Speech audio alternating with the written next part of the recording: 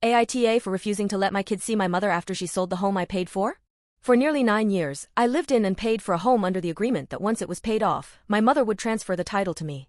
The home was in her name, but I covered the mortgage, lot rent, and all expenses.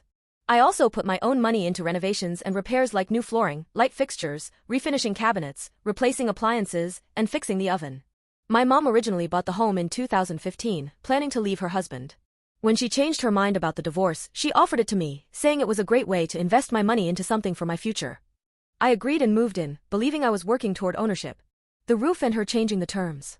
In 2022, my roof started leaking. I called my mom for advice, but she didn't know anyone who could do small repairs.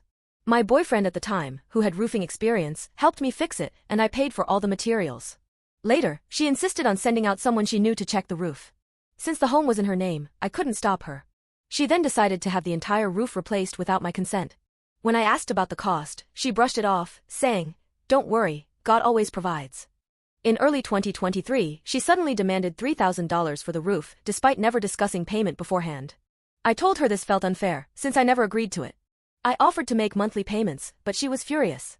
Her final ultimatum. By early 2024, I was less than $3,500 away from fully paying off the home. I was ready to be done with all the drama.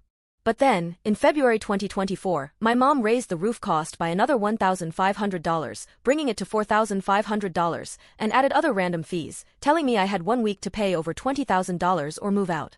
I was stunned. I asked why, and all she said was, "The choice is yours to make, you just have to decide what path to take." No explanation, just an ultimatum. When I refused, she started making my life hell. In April 2024, she showed up unannounced and refused to leave until the police made her. At that point, I had no choice. I packed up my kids and moved out on May 1, 2024. Not long after, she sold the home I had spent nearly a decade paying for, keeping all the money for herself. My family thinks I should move on. Now, my family says I'm the bad guy for cutting her off and keeping her grandkids away.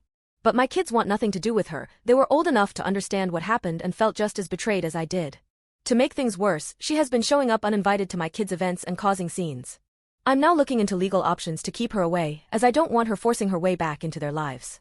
My family says I should just move on because it's not worth losing family over. But I can't just forget about all the money I put into that home. It's been almost a year, and I am now seeking legal advice because I refuse to let her get away with it.